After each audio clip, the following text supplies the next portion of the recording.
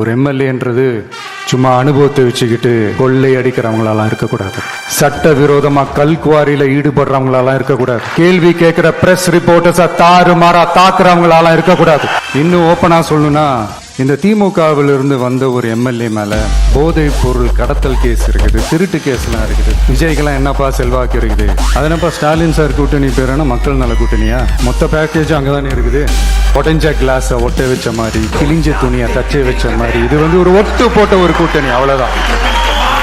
ஏழைகளுக்கும் ஏமாற்று பேர்வழிகளுக்கும் நடக்கிற தேர்தல், உழைக்கிற மக்களுக்கும் உழைப்பை சுரண்டவங்களுக்கும் நடக்கிற தேர்தல், நல்லவங்களுக்கும் நாட்டை நாசப்படுத்துறவங்களுக்கும் நடக்கிற தேர்தல், மக்கள் பணத்தை சுரண்டும் ஊழல் லஞ்சத்தை ஒழிக்க வந்தவங்களுக்கும் ஊழல்லையே ஊறி போனவங்களுக்கும் நடக்கிற தேர்தல், மக்கள் சக்திக்கும் மக்கள் விரோத சக்திக்கும் நடக்கிற தேர்தல். சுருக்கமா சொல்லணும்னா டிவிகேவுக்கும் டிஎம்கேவுக்கும் நடக்கிற தேர்தல்.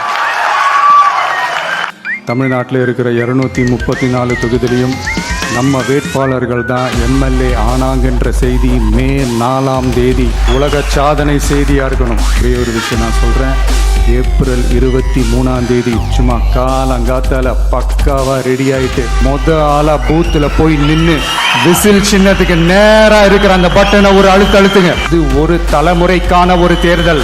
எவ்வளவு பெரிய வசதியான வாழ்க்கையா இருந்தாலும் எல்லாத்தையும் தூக்கி எரிஞ்சிட்டு உங்களுக்காக மட்டுமே வந்திருக்கிறேன். அத்தனை வழிகளையும் தாங்கிக்கிட்டு